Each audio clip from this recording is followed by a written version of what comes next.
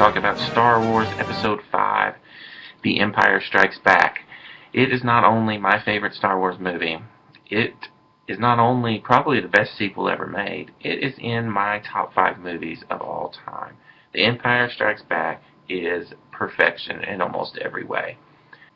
Just the opening alone on the planet Hoth, the epic war scene, the scene where he's captured by the snow creature, and where Luke's captured by the snow creature.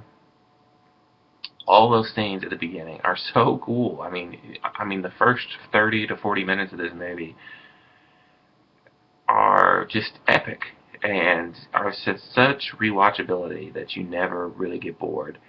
I've watched this movie 100 times and have never gotten bored of it. After the Battle of Hoth, that everybody knows with the walkers and everything, we get a pretty awesome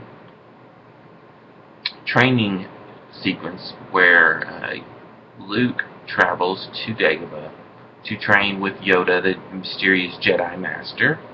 One thing after watching the prequels, have realized is Yoda is a lot goofier in his old age, apparently, because he's so much more serious in the prequels. One thing may be because he's been isolated on this planet for so long, it's made him go a little crazy. That could be one of the reasons. Or maybe, he's at the end of his life and just wants to have a good time. Han and Leia, after getting done with the Battle of Hoth, they escape in an asteroid field, which is pretty cool. And you get to see a love story start to blossom between Han and Leia. And it's done really well. Like, you see the chemistry there. It's not like the Anakin and Padme love scene with the corny dialogue and things. They end up heading to Cloud City because Han's got a friend there, Lando. They think they'll be safe, but unfortunately, Vader is there the whole time and starts to torture Han to get Luke to fall into a trap. Luke, while he's training with Yoda, is a little bit whiny. That's probably my one minor complaint about this movie, is he's super whiny during his training sequences, and everybody likes to harp on Anakin's whininess, but maybe Hayden Christensen was going for the whininess that Luke had in this movie, because it always kind of bugged me. But it's not really that big a deal, and it's not as bad as Anakin was.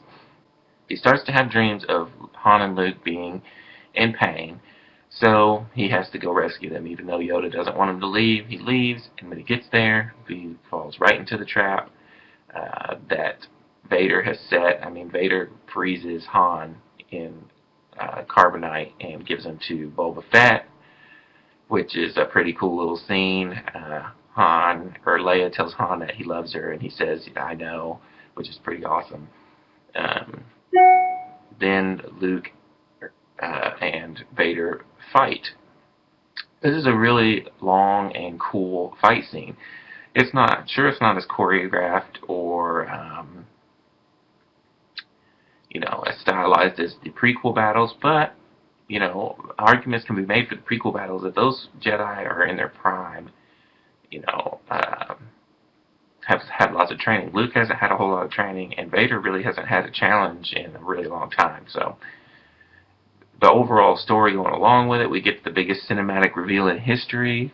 Luke, I am your father. All that stuff is great.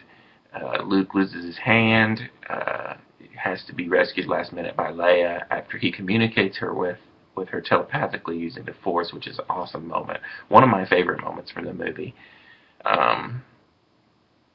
And then it kind of just ends, which is what's awesome about it. We also get a scene toward the end where Vader is communicating with Luke telepathically through the Force. I think both of those scenes are really cool, and I hope we get some of that in the new movies. Overall, this movie is perfection. We get new characters like Lando and Yoda. It's got tons of action, tons of awesome story. We get the new Imperial March song from John Williams, which is probably one of the best songs ever made. There's really nothing to complain about here. I'm going to give The Empire Strikes Back a perfect 5 out of 5.